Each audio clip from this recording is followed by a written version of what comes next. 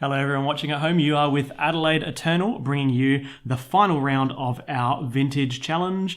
You're with Sarven McLinton, and in the booth next to me I have Beckett Wolfe. G'day guys. So we have a cool matchup here between Brendan Dobson on the left and myself, Sarven McLinton on the right. This is actually the double Hall of Famer. Yes, this is pretty exciting. It's a clash of the heavyweights. Let's have a look at Brendan.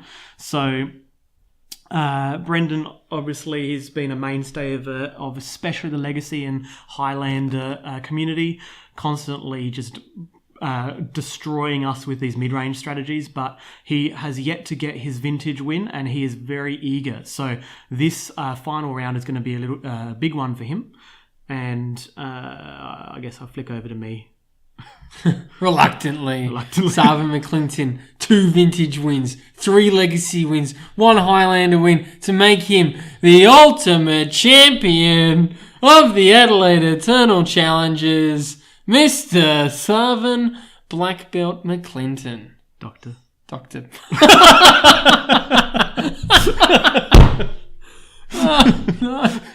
Oh no. Oh no. That's why I don't do my introductions. Let's check out the deck list. Let's get down to the deck list. I believe Brendan is on his spicy brew that we saw in round 1.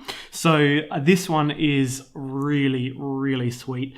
Basically, in sum, it is all about Enlightened Tutor. We're playing Eternal. Enlightened Tutor. So he's got this huge Enlightened Tutor package. He gets to find amazing silver bullets like Stony Silence and Moat to just basically wreck on the metagame. It is fundamentally a rogue anti-meta deck. Whereas my deck is a very boring, typical win condition. Yawn Mosswill. Am I right? It's just Monastery Mentor, because until I restrict that beast, there's really nothing else I can play. It's the best. It's like the best win con in the format. It's the better than Tinker. So the only spice that I have in mind is that I use black to play absolutely disgustingly broken cards like Yawn Mosswill. And Yawn Mosswill. Ooh. And I get to replace Mystical Tutor and Merchant Scroll with Vampiric Tutor and Demonic Tutor. So strict upgrades there, and you get to power out your alternate win con of Tendrils of Agony. So let's see if any Tendrils get cast in this game. Down at the match, the players have they've drawn. And by they, I mean me sending back a hand. Oh, we were talking about how aggressive my mulligans were, weren't we? Yeah, I think that was my 7 going down to 6. We both know each other's lists. Brendan and I... Even if you know Brendan's list, though, it's hard for you to wrap your head around it all the time. He's constantly changing. I don't think he's ever bought the same deck.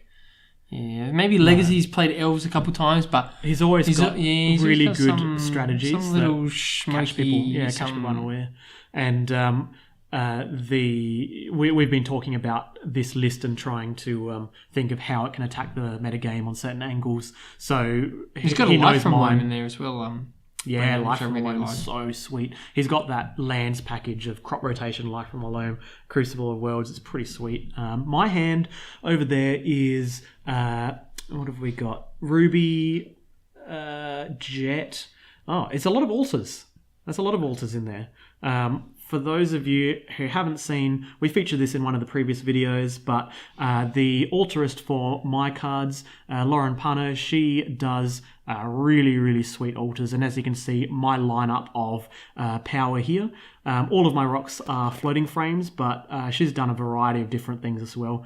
Really, really good with angels and feathers, which I have not seen anyone really tackle very well before. She does a really good job, so check her out on Beauty for the Geek. Back down to the match. So I'm leading off with Island Preordain. Oh, they are nice, aren't they, Sarv? They're sweet. So good. So Brendan's hand is Brainstorm, Top, Crop Rotation, and Days? Was it Days in there? No, I saw Force of Will as well. Force of Will, okay. That's right. I say... I preordained. Is that good? I scried, and I scried to the top, and it was a preordain. And then I cast... Preordain, and I saw 2 preordains. I was like, what? Yeah. Oh, that's right. One of them was the Scry Preordain. And obviously. Preordain's fine, I guess. Yeah, I was like, mono Preordain. I said, I won't tell you what it is, but next turn you'll see. To a mental misstep. Mental misstep, the turn after they play Sensei's Divining Top always feels bad. So I cast Preordain again before playing land, and I said, look, I explained that I bottomed a Preordain, and then I find Swords of Plowshares and another... Do you know he runs days? I know that he would run something. I know that he would run days. Yeah, he would run days. He's the kind of guy that would... He's definitely the kind of guy that likes to catch people with days. Yeah, he is. He's a catcher and he's a locker. He loves soft locks. Yeah. He's got that really good. Gaia Reach Sanitarium Sphinx of the Labyrinth? Spirit of the Labyrinth? Spirit of the Labyrinth, that's what it is. Which is just a nice little synergy. Not quite a combo hard lock, but definitely a nice synergy where you can soft lock your opponent from drawing cards, forcing them to discard. And he seems to run Gaia Reach in a lot of decks. Yeah, I think he's on mono Gaia Reach, I'm pretty sure. Like all his formats playing Gaia Reach Sanitarium alongside Spirit of the Lab. He's only running one Gaia, one Spirit. Yeah. And what is an otherwise non... It's a cool interaction that he can have. I'm just... But he's got lands, so he plays lands, so I think it's worth... Yeah. He's getting to top at end of turn, and he's got an active fetch land, which is sweet. I scried and kept another Flooded Strand on top because I know that I need to hit land drops against him because he's got the Strip Mine package, Crucible of Worlds. He's got some taxing as well. But I know he runs Thorn on the side, but he seems to also run a lot of controlling non-creature cards as well. Yeah. So I imagine that's only got to be for Storm, right? Yes. Urborg, so you don't really need your swamps at all. No. You're all good. I don't need a fetch for Underground Sea. Who cares about that? And don't need to fetch at all, mate. No. Who needs that? Let's just cast our spells off fetch lands, off mismatched fetch lands. I know. I'm always criticizing people's plays and people's card art choices, and I have a single new Border Flooded Strand. Yeah, it's pretty awful. I'm like, I don't have... If someone has one, can you please trade it to me? I've been looking for one for ages. No one wants to trade them. If I was playing against Brendan right now, knowing him, I would be scared of something like Aven Mind Sensor. Yeah, typical. Look at my graveyard. I'm mono Preordain. And you know what the bottom card of my deck is? It's not. Preordain. You got Mox, and you could fetch, and dig, actually. Yeah, that's right. Like, I've got the end of turn dig planned here, so I can just kind of go, let's do this. On the stack. That way I don't tap myself out and I can at least threaten that I've got a Swords of Plowshares on some Spirit of the Labyrinth or something that he plays.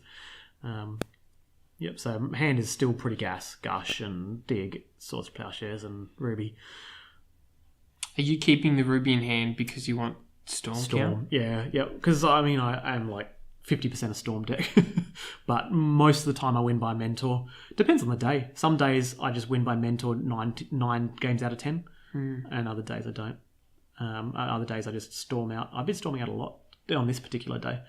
So he activated his Sensei's Divining Top. He drew an extra card. So this means he's obviously got stuff. And he's actually fetching his top away. And as soon as I see him do that, I'm like, this is bad for me. Like, you're going to do something. You're going to do something nasty. Like, when he put this top on top, I'm like, yes, I've got my Mental Misstep in hand. Haha. For when that comes down again. But he fetched it away, so it's a real show of power. We know he's got that Force of Will. Yep. Stony Silence. Okay. Yeah. So Digger in response here. Yeah. So I dig in response because I'm like, well, I'm going to dig in your turn anyway, and I may as well do it in response to this because I'm going to use the mana off the jet, and just get all my colours now. So I've got blue and white. There was an argument there for me to just get double white because if he has a Strip Mine type deck, he can shut me off white, and white's obviously my most critical splash colour. Especially with an Herbog out. You don't need red because you got a Mox in hand, although Stony Silence is out. So maybe you did want to search a Volk just in case. Yeah, yep. I think it would have been correct. And I get blown out. Look at that. Whoa, 420 days it. So maybe you should have played Mox. Yeah, I know. That's like, I was like, I could have played around days, but then if I played around days and I'm not going to be able to storm, like it was a bad feeling. Yeah. Like this is why Brendan's decks catch people, because he's got the read on the format of what are people not playing around, what are people, relying on, and he just goes, well, You're days right. is good. I don't play around days. Yeah. It's not something you play around. You play around Foster Storm, but it's hard to play around Foster Storm in so many cases that you often just give up on it. You go like, if they go Foster Storm, they go Foster Storm. But yeah, absolutely. Weathered Wayfarer. Here we go. So Weathered Wayfarer, I don't know. I personally wouldn't run it, but I love the card. And I think it's really good. Oh, yeah.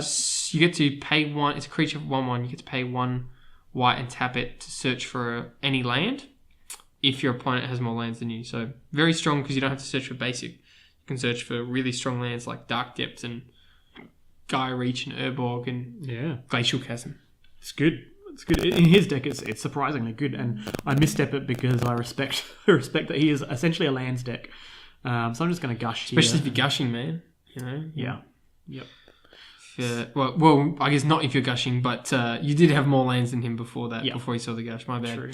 So, Acorn. I wish I had that misstep now. Yeah. Like I wish I didn't trade it with your 1/1, but I did it because I'm like, well, I respect that it's a threat. It's a threat, and I need to go longer. Yeah. And I need to keep the Swords of Plowshares in hand because he's got scarier creatures. Like he's got Marit Lage, he's got Spirit of the Labyrinth, and he's Force of Willing my Gush. And this doesn't happen often because usually you gush and then you follow up with something else because you've still got 4 mana. Because I could cast Jace the Mind Sculptor, but he has a Soul Read on me. Soul Read with the days. Soul Read with the fact that I have nothing to follow up my gush, and I just play land and pass. Like it's good. He's good. Yeah, he's played it well. He's got good reads, as you say. Stony Silence out, and you've got a very land-heavy hand with another artifact in there. My hand is Ruby, Emerald, land, and something else irrelevant, possibly another land. Swords of Plowshares, that's it. So this is fine for me, because I'm like, yep, I'm definitely going to Swords that, 100%. But wow, he wants it, because he can flashback Acorn. Yes, absolutely. Oh no, you've just got lands and dead Moxes. Yeah, my hand is horrible. Like, really, really bad. Like, I needed... He counted... Obviously, you daze that out of there, but he counted the gush, and it was really good. Like, the counting the gush was huge. Stony Silence doing work here, because you could Swords to Plowshares, he counters. Yeah. Yawgmoth Swords to Plowshares. Correct. I didn't Swords to Plowshares end of last turn, because if he flusters... I am 1 short, and I'm so far behind now that you have to swords. I have to wait. I have to wait to my turn, then swords it. I can't swords in his turn and try and be mana efficient. Oh, he let it resolve. Yeah, mystical. So mystical tutor. So he's got a lot of slow tutors in his deck, and it's because his deck is fundamentally a toolbox deck. So he could like mystical for like things like crop rotation, which is hard for me to interact with. If I'm not going to counter the mystical, then he's possibly reading I don't have the ability to stop it. But he's actually chaining mystical into I keep saying eternal tutor, enlightened tutor. So sure, it's slow, but he knows that he's ahead from the A-calls, and he knows that I'm not doing anything. That surgical counterspell on the gush really set me behind, and now he's going to get to resolve a delve spell. Cruising for a bruising. Absolutely. You're going to pretend like you got something. Yeah, I ain't bruising him. No, no, he's going to draw 3 cards. I just pretend that I have interaction. I say, yep. It's fine. Yeah, that's okay. The life total is in fact 18, not 28. Just I think we just missed the one, is all. But I don't think I've Source of Power chased him that much. No. So he's got to A-Call, then he got to Treasure Cruise, and it's kind of mitigating the card disadvantage of the Eternal Enlightened. You're loving that, I think aren't you? I'm saying that like 4 times now. It's because we're Adelaide Eternal, guys. Yeah, Adelaide Enlightened. So he's getting Solemnity, which is, I don't know, is that the namesake of the deck? Has he named his deck? Because I don't think he has, but he has really, really told me that Solemnity makes this deck tick. Yeah. Aside from Enlightened Tutor, Solemnity is the key. Yeah. And look, the thing I like about Brendan brewing is that he's brewing with new cards often. Yeah. I think a lot of the problem when people brew is they brew with really old cards that have been established as being bad. Yeah. Or they've been already established. gone through the ringer. They've gone through. And, you can see, you're like, oh, that's fun. Or that looks like it could be competitive, but it's had a go and it's just not good. It's not strong enough. But Brendan's trying it with new cards which are untested. So that's what I like about it. Absolutely. So he's ahead, and he knows that I didn't fight the counter war over my mentor, so he knows I have no counter spells. He knows easily. So he just basically explores. There's an explore. Yeah, so and he gets Thespian Stage, which is pretty terrifying. It's not bad. I mean, when they got the stage out, and you're like, well, I got to keep this source to play. At this stage, he's well far ahead. Yeah, and you can, as a joke. At this stage. I was just expecting you to laugh. It's savage. I didn't hear the laughter from the audience. At this stage. So Spirit's a 3-1, which is actually a clock. Oh yeah. I do have this. No, I don't. I use the STP on JVP. STP, JVP, go to my turn, and I have frag though. And it is an enchantment. It is. But do you want to save that up for Stony Silence? I don't think Stony Silence is actually doing a whole lot. Well, it's shut off mana in my hand, but I don't need mana. Yeah. So I'm okay with fragging the 3-1 threat. I'd agree with that. And I do it here because he can Flizzle Flom it, but I have enough to pay, so it's not a problem. Ooh. Going for the Stony Silence. Yeah, there we go. Now I'm remembering. Hey guys, I had a different plan. Yes, okay. No, my plan's better here. Yeah. Oh. Yeah. I haven't seen your hand. As far as I'm concerned, Check your hand this is out. land and Mox's Sarv. It is, but there's one card in there that we haven't seen. It's this. And it's And Yorgi Tools. I've actually held it for 3 turns now. The now Yorn Moth's Will. Yorn Moth's Will. Ooh, we cast Yorn Moth's Will 3 turns later because I wanted to get more value because I was so far behind. So Storm Counter's 2. And I explained I had to frag that in order to cast Yorn Moth's Will so I can cast the rest of my hand to cast my graveyard. Frag. Well, you can frag the thing now as well. Exactly. So I want to cast my graveyard. And I'm just checking to see how many dazes he has. See, I said, so you've used 1 daze on me, and there's another daze in the exile. So I'm like, you have no dazes left because you would not run more than 2. I said that to him. I was like, you won't run more than 2. I don't have to play around daze. I'm pretty sure his list has 3, doesn't it? I don't know. I think 3 would be incorrect in this list. I think Oh, you're 2 right. is He's correct. only got 2. Yeah. I don't think you want to run more than 2 in Vintage. In a format with Mox and Days doesn't seem like it's consistently great. So Storm Count is 3. It's good to get people with. And then once you've got them, to have them scared in the next game. That's it. I get to Sorcerer Plowshares, his guy. I could have fragged it, and there was a debate there, but I kept the frag in there because it's the only frag in my deck. So it's the only thing I could use to deal with Crucible of Worlds if I wanted to flash it back off JVP. So I have a mentor in the graveyard, and I'm just deciding on sequencing here. How I want to sequence this gush.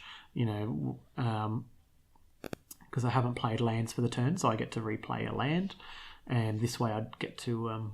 You've still got Mox Pearl in your hand as well. So I just want to make sure I get the maximum number of triggers, and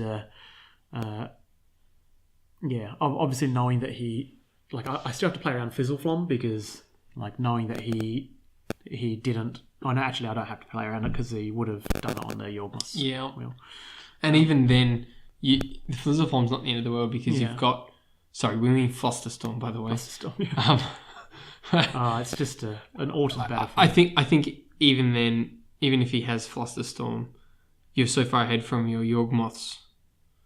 Yeah. You've already got the value from the Yorgmoths. You had a really good turn where you were able to switch on your Moxes, etc. I cast Pearl to trigger Mentor. I cast Frag on my own Ruby and make another. I just keep triggering my Mentor. So I'm just fragging my own stuff. And technically I should have just cast a Mental Misstep out of the graveyard too. Right, yeah. But I only thought of that. I did it and then I was like, oh, I should have misstepped that. But it's a good one to misstep. Yeah. You know that feeling where you're really ahead? And once I cast, like, I felt so behind, but once I resolved Yorgmoth's Will, I'm like, I'm so far ahead. And then I thought, why didn't I misstep that? No, it's definitely correct to play right, Sarv. Yeah.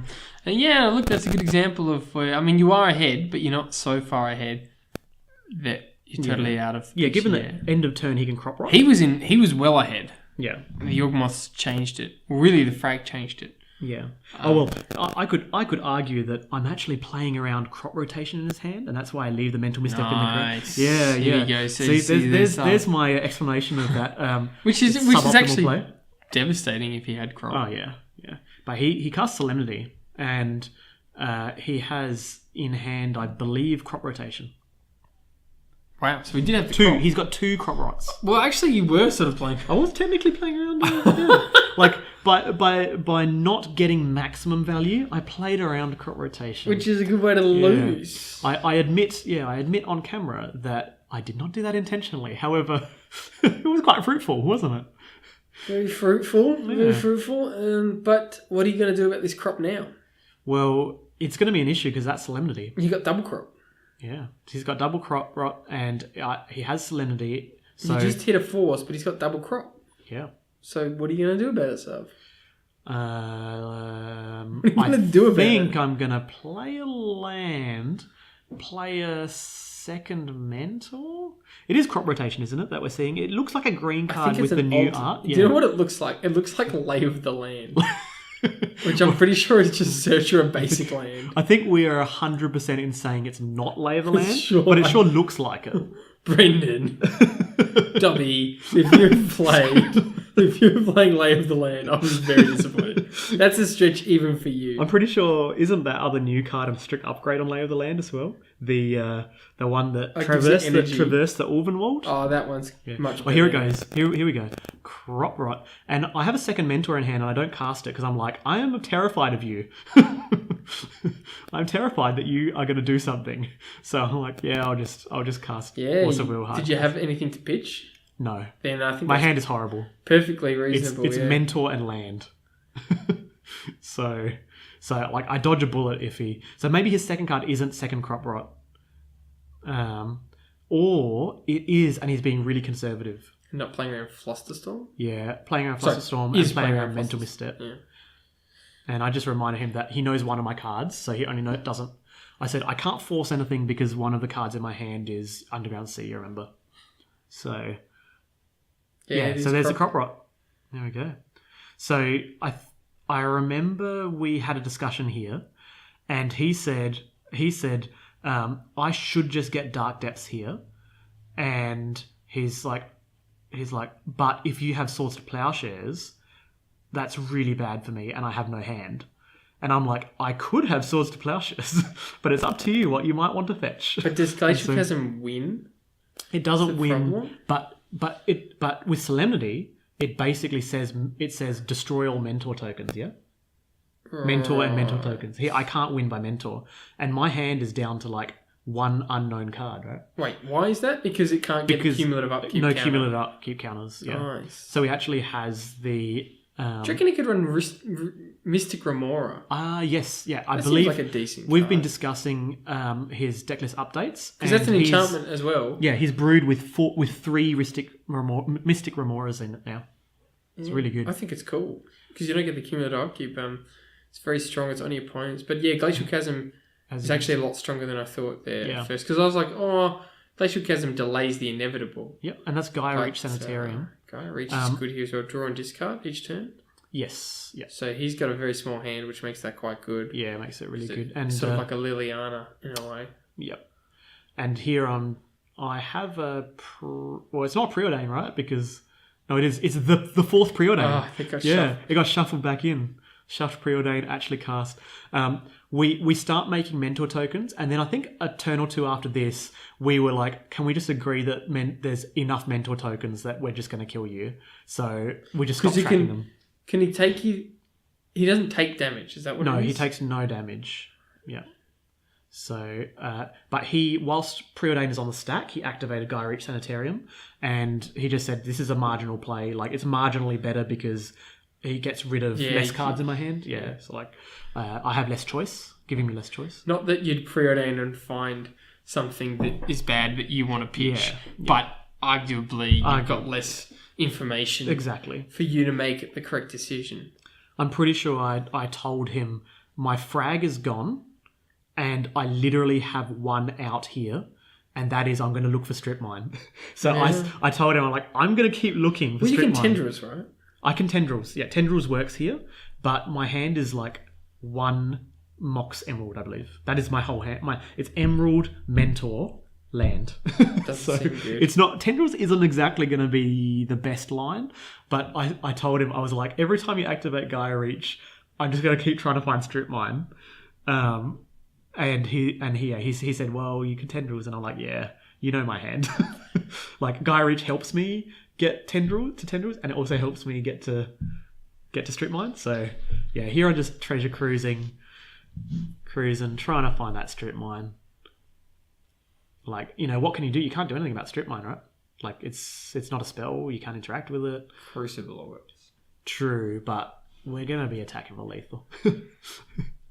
Yeah, especially if you're going for a tendrils as your main win con beyond strip mine. Well, he's on 16. We'll just keep find strip mine, and I've probably cast enough cantrips in that turn to make it a lethal swing because I have 5 tokens. It looks like you found more cantrips in the way of Brainstorm. Yeah, but I don't play Brainstorm, because remember how the correct play is not to play Brainstorm. We got Ponder. Yeah, Ponder definitely play that.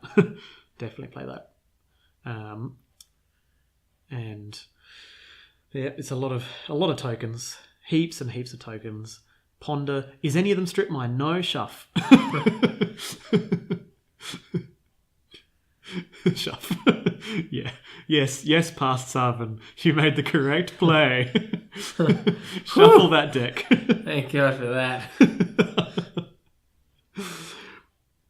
And as pretty as my board may be, I don't do anything. It's much. Literal nothing. But Brendan's... Brendan could just find Dark Depths. Yes, he definitely can. I'm definitely not out of the woods. As well. He has so much time. I'm not out of the woods. He can still swing at Jace though, right? Ooh, Crucible of Worlds, right? That's kind of a good card. Yeah. So now you're on tendrils. Now I'm I can't exactly... I guess you can strip him and swing lethal. Yeah, but I'd have to generate enough... But you got to do it that turn. On the same turn. Enough prowess on the same turn. I got 6 tokens, but I need to... Yeah, so I respect it and I pitch Brainstorm to force... Yeah. Brainstorm is just... At this stage of the game, because I don't have any fetch, it's just going to end up locking me anyway, so just pitch the Brainstorm. And I got JVP, which is pretty sweet. I like JVP. Yeah, the amount of looting is pretty good.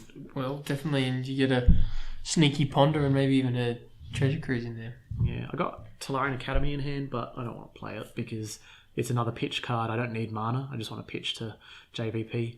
And he's obviously not activating Gaia Reach Sanitarium. Getting me closer to strip is pretty bad, or getting me to shape a hand for tendrils is pretty bad. But, normally the Sanitarium is pretty good in this kind of scenario. Yeah, I'd say so. And he's got Jace Mind Sculptor in hand. But, yeah. So he gets exactly one Brainstorm with it and then it dies? Well, yeah, it should. If you know how us old school players, we just don't really respect or read brand new cards. And I was thinking about the interaction between Solemnity and what's it called? Glacial Chasm as basically I can't do damage to you. Right. But I didn't really think very critically there. Because technically, for those at home, if you haven't seen this, Glacial Chasm does prevent damage to you, but you can attack a Planeswalker, I believe. I'd say so. Is that correct? Yeah. That would be my instinct. So I didn't really think about it. Because there's not like a redirection when you bolt a player and redirect it to the Planeswalker. Yeah, exactly. It's prevent all damage to that player. This is the advantage of whenever new cards come out, new interactions. I've never played against Glacial Chasm, along with a Solemnity, in Vintage before, so I just didn't think about it. And I should have just killed the Jace, but instead... I believe I just allow it to sit around, which is pretty embarrassing. After we shuffled up, look, that's a testament to Brendan's style. Yeah, it's a good style because, I mean, when your opponent is off balance, they're not playing optimally. Because you get these, seasoned players that have totally put a huge amount of effort into training and have played for many years, and you take them out of that comfort zone. You say, I'm going to play Modern against you. Yeah, exactly. I'm going to play Spirit of the Like, Liberals. I don't know what this does. I'm going to play Standard against you. He's Gaia Reach Sanitarium. See, so I activated JVP there specifically with 3 cards in the graveyard because I don't want it to flip this turn. I literally want a Merfolk Looter so that next turn I can loot again to find Strip Mine. And then I cast Dak Fate and I drew more cards to find Strip Mine. Didn't find Strip Mine. Discarded the cards. Like, Strip Mine is the out I'm looking for. Yeah, but Top's pretty good. Yeah, Top's going to find Top and some Dak stuff. Yeah. is if you can't find it, then you can find stuff that finds it. Yeah. Pretty fast. I respect that, and my hand is still Mentor and something else, but it's neither here nor there. It's going to be pitched to Dak anyway. Like, I don't need more Mentor here. It's at this point that we just decided to stop tracking the Mentor tokens. Yeah. Where I was like, I'm just going to cast these things. We'll just say it's lethal, yeah? And he's like, yeah, it's fine. Well, especially if you got Top, right? Yeah. So the die counter on the monks is not accurate. It should, if we had an infinity symbol dice, we'd just place it on that because we should get one. Yeah, it's like, this is lethal. For when you go infinite life or something like that. Yeah. What about lethal? A dice that has one die that just says lethal, and we just put that on the monks. It's like, that's lethal. Storm counter, that's lethal. Like, it's fine. It just says lethal. Yeah. So I was like, yeah, it's something like 9, I guess. But yeah, I've got active Dak. I've got active loot Jace. He's fate sealing me, and I'm like, please don't be Strip Mine. Like, if that's, it wasn't a snap bottom, so I'm like, it's not Strip Mine. But if he was just like, poof, snap it on the bottom, I'm like, oh no, how am I going to Dak my way through my deck to find Strip Mine? So yeah, just top end of turn, right? Just have a look for value, untap, and let's loot again. Keep looting. Time walk. More turns for you. All the turns. More turns for you to dig. Yeah. His hand though is Snapcaster Mage, Weathered Wayfarer. The Wayfarer is not going to do much, but the Snapcaster is, because he has more lands than me. As you can see, he's got 5 lands, but I've got 4. So I need to get to 6 lands for a Weathered Wayfarer to actually be good. And playing it out there and just getting it Swords to Plowshares is pretty bad. But here, yeah, just discard that Mentor. Do not need another Mentor. Yeah. Loot with a Jace, flip the Jace. But I think I don't mind your position, to be honest. It's decent. I think you feel very locked in, but I feel like you've got so much advantage here. I think now it's decent, because you can see Vamp in hand. Yeah. Oh, well, there you go. And I mean, you can surely find Tendrils. Yeah. I'm going to Time Walk here because it just means more Jace more Dak activations or Jace activations. Do you go Tendrils or do you go Strip? I won't ruin it. I won't ruin it for the audience. No spoilers, guys. No spoilers here. Just activate the top. Look, there's no strip in there. Place it back, and then shuffle them away. Probably, right? That's what I would do. I don't know what past me would do. That's what I would do. Present me would do. Present Sarv. Who's better? Or Dak it away. Oh, I'm not sure. I get to Dak him away as well. That's also pretty good. So you've got a Time Walk on the stack, and you've got a Vamp in hand. Yeah, so Time you're Walk Legacy drawing the best card in your spell in your deck. Shuffle those 3 cards away. Find a card. And one would arguably just get Strip Mine here, right? Surely, because I just go to my next turn, I play Strip Mine. But I believe my hand is Hercule's Recall, right? So you want a Hercule and Tendrils. Hercule Tendrils. This turn. Right here, right now. Who cares about Flusterstorm? No, I got next turn. Who cares about Force of Will? I mean, to be fair, Strip Mine plays around forces, right? Although, and the Crucible's gone. I'm telling myself present me would just find Strip Mine, right? But you know what? Past me likes to make things overly complicated. You know? Just why don't I complicate things? Yeah, I'm like, this thing, I'm going to my turn, I'm drawing it, right? Why don't I just unnecessarily complicate this game to find a different way of winning instead of just finding Strip Mine, which can't be interacted with, right? Yeah. Yeah. Well, let's see if it bites you, huh? Yeah. Hey, it might. It might. And if it does, it would be direct punishment to me. And it would be, just desserts, I would say. If I get punished by this. What are we talking about here? No. So, did you search for Hercules? Well, I got Hercules. Hercules is my one card in hand. Yeah. And what's my other card? What would I find with... Oh, I wonder what I would do. I don't know. Maybe I'd like to do something complicated. Like float 1 black, cast Hercules targeting myself, and allow Brendan to have a little think around what he wants to do here. I think I shrugged and I was like, I guess you can guess what I found off the VT, right? And like, and like, I know I've done this, and like now that he's looking through his graveyard, I'm like, well, why did I just find why did I find tendrils? Like what? Why am I giving him outs? Like it's just, obviously my board state is really nice, but I'm not out of the woods. Like he could just crop rotation, Dark Depths. Rip Dark Depths. Yeah, Dark Depths, and he's got an active Jace as well that can find Dark Depths. So like, it's like giving him opportunities is not a good thing, right? Definitely. We can establish that. Yeah, and I mean, he gets to play... I don't know if he runs Flusterstorm, but even Flusterstorm... Oh, you've got a lot of mana, mind you. Yeah. I definitely have a lot of mana. So he definitely can't Flusterstorm this. But he can Flusterstorm the Tendrils. He can Flusterstorm Tendrils. So, yeah, I go, yep, that's okay. And... I go. This is lots, right? We agreed it was too much, and now it's very much too much.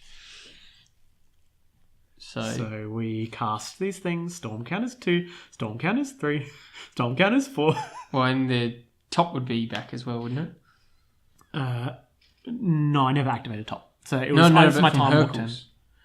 Oh, did I cast it? Oh, I cast it off the floating black mana. Did I? No, because you've gone Mox for 3, Hercules is 4. Oh, so you should also have 5 for top. Okay, all right. Well, let's say it's a bit of storm. Touche.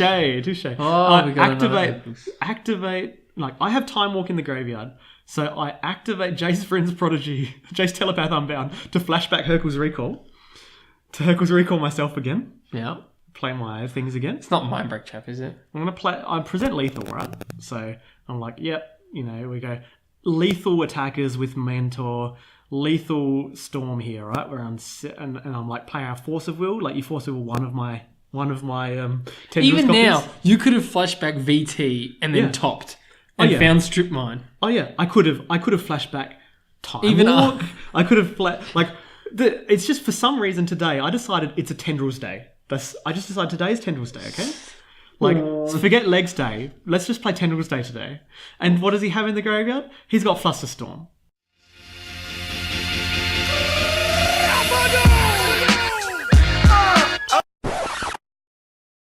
So, like, I know. I was like, I'm glad they get punished here because I will never make a stupid, like, unnecessarily complicated play when I could have just searched for Stripline. You can pay for some of these, right? Yes, I can pay for some of them. And we're counting up the storm, and obviously we're like, okay, so we've got Snapcaster Mage, we've got Flusterstorm. There's a certain number of storm thingies. You drain him for exactly as much mana as you can pay, right? Yes, basically. Yeah. So, like, I think we were discussing, like, it doesn't really matter. You're going to put 2 copies on a bunch of them. You can put 10 copies on, but then the Flusterstorm is 10, yeah. And basically, I'm just going to do this for 4, right?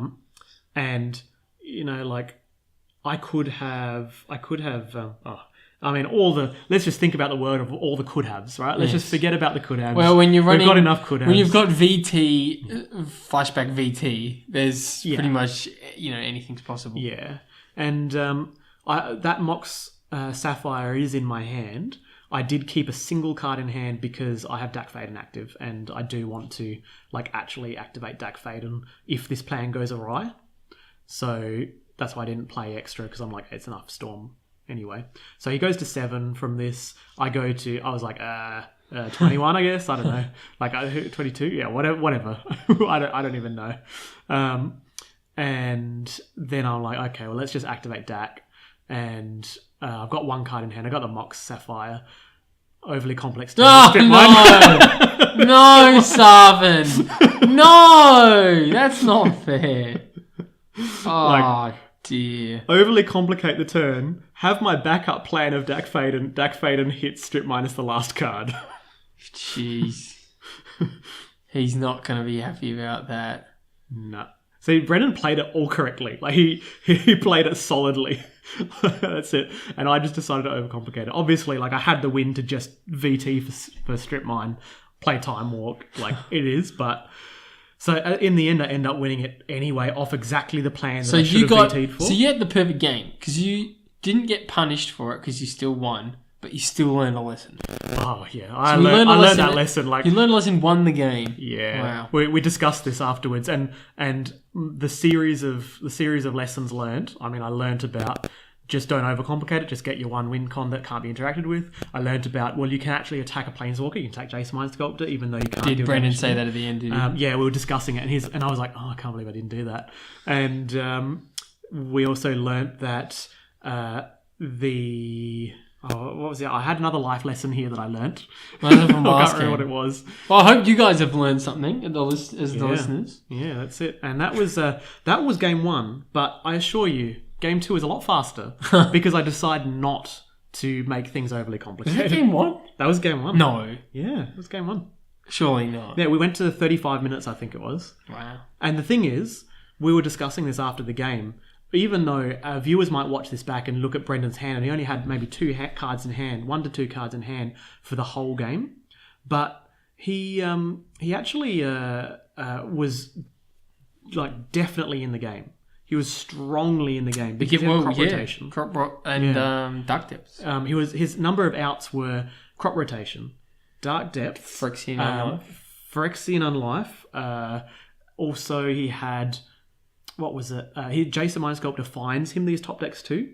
And I think he has one more. He can like ET for... No, Mystical Tutor was already gone, wasn't it? But he can ET for... We can ET for these things as well. Crucible of Worlds. There were so many outs that he had that me allowing him to have another turn was... Really bad. Yeah, it was bad. It should just be because you had a really good board. Yeah. Doesn't mean he doesn't have something you just can't exactly. Because your frag was exiled as well.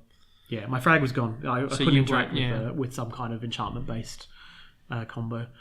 And I think in sideboards, we basically... Because Brendan's list is a singleton list, and it's got a whole bunch of one-offs, he gets to replace bad one-offs with good one-offs and still keep his tutor package.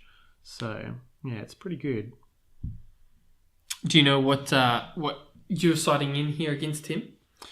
I think I'm about to show the camera, but I don't think my deck changes much at all because the problem is he's got frags in the sideboard. Yeah, frag. Oh, the frags come in. You've got to deal with those enchantments. Yeah.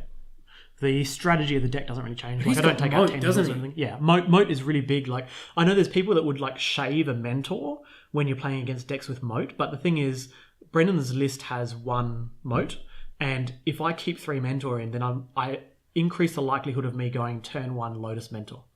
Plus, you got Dax and Brainstorms and Jace. Yeah, I think it's not so hard for you to just get rid of the mentor when it's bad. Yes. Yeah, we do a speedy shuffle here because I believe we had less than 15 minutes left on the clock.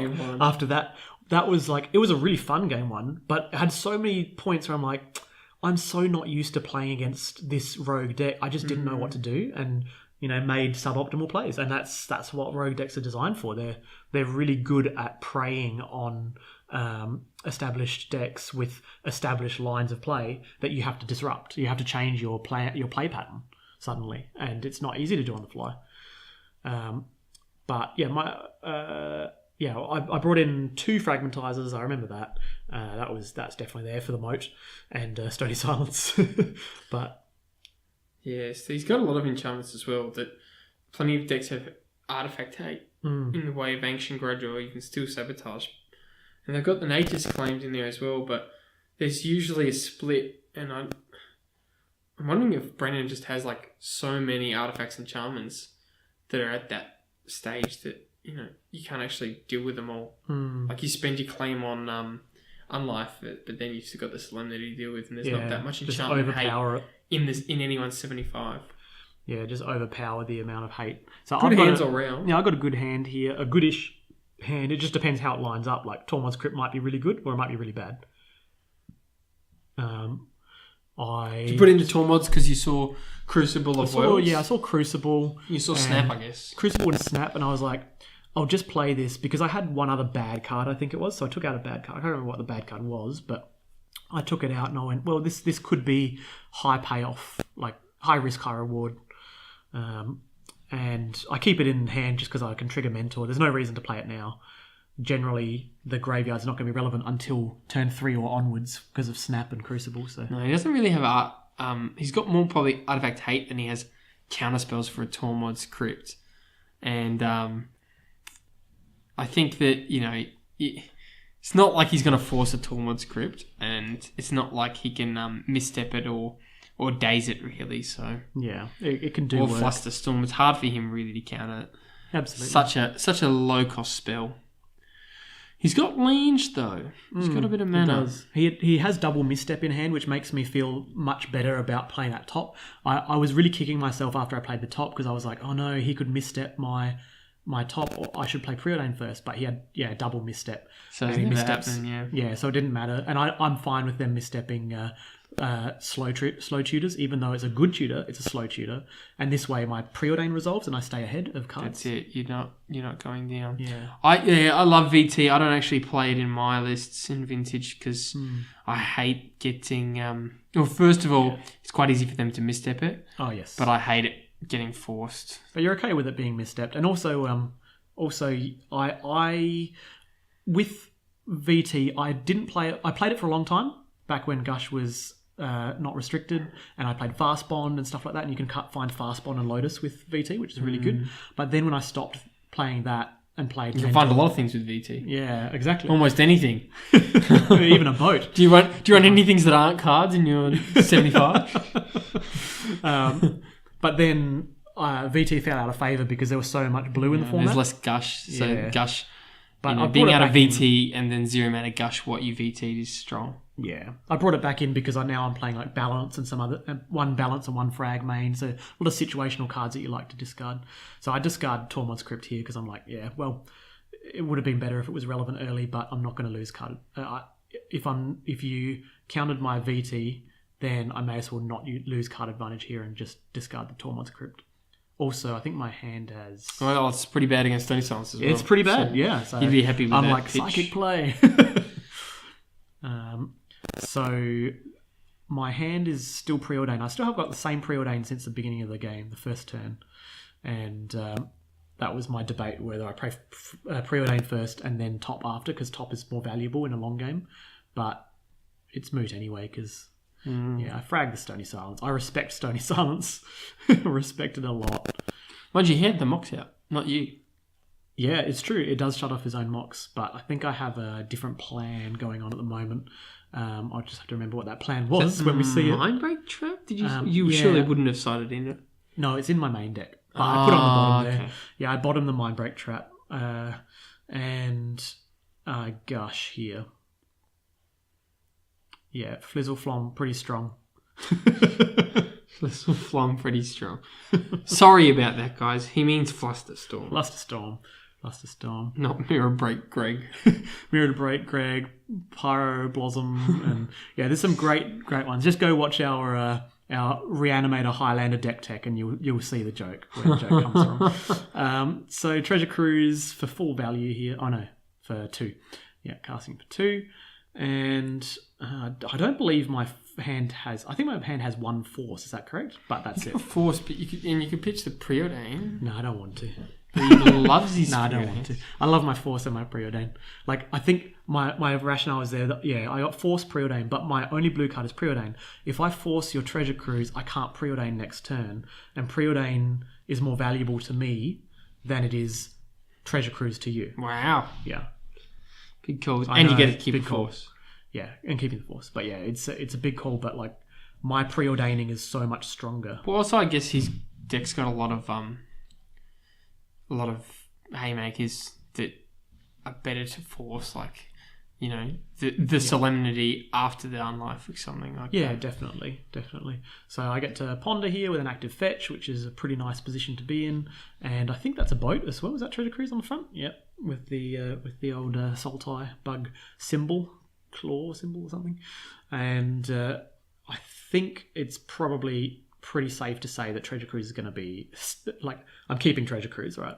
Like, I'm not shuffling this because my graveyard is ready to go. That's it. Ready to go. And now you've got your own cruise with force backup. Yeah. So my logic was that I can kind of like get back in the game with a preordain much better. But I don't play into Flusterstorm there or Spell Pierce because I don't want to just cruise there and get it Spell Pierced. So as much as I don't like countering the slow tutors, I have to do it here because I actually don't want to have to use my force on an No, I totally agree with that, mate. I would be mental misstepping it.